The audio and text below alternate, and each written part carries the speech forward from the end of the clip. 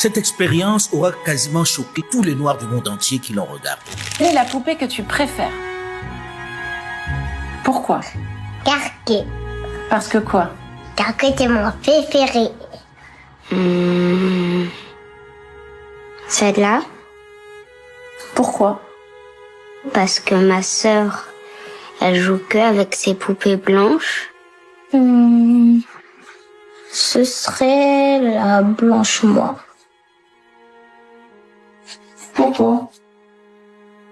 Parce que j'aime bien ses yeux bleus. Quelle est la poupée la moins jolie?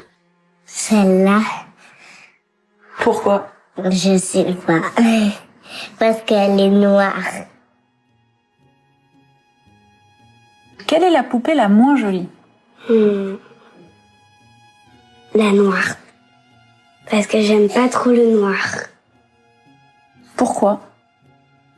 Parce que tous les enfants de mon école, ils sont blanches. Et moi, quand je serai grande, je mettrai de la crème pour devenir blanche.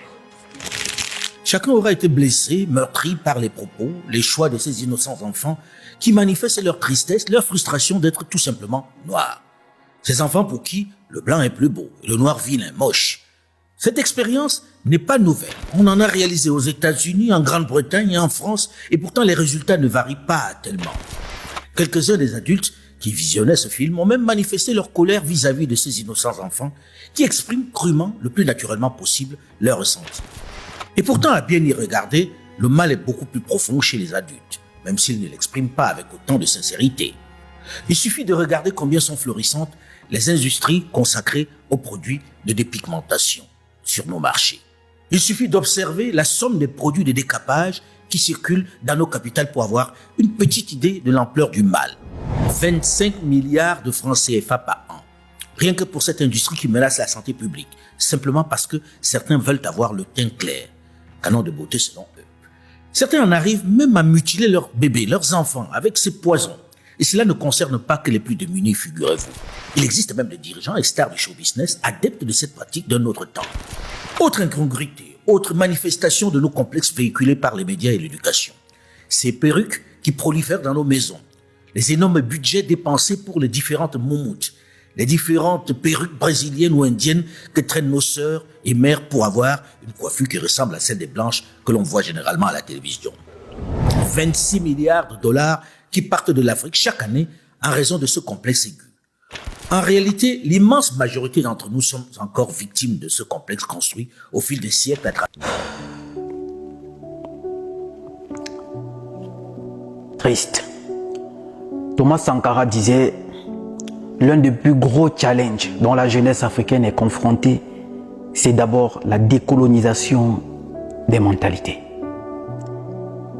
La décolonisation des mentalités. Aujourd'hui, la colonisation, elle n'est plus présente de façon physique. Colons ne sont plus là. Colonisation, esclavage, tout ceci. Ils ne sont plus là de façon physique. Mais la colonisation est toujours dans nos esprits. Voilà les conséquences. Le travail est énorme. En commençant par nos enfants jusqu'à nous. En commençant par nos enfants jusqu'à nous. Chacun est malade. Chacun est victime de cette colonisation de nos pensées.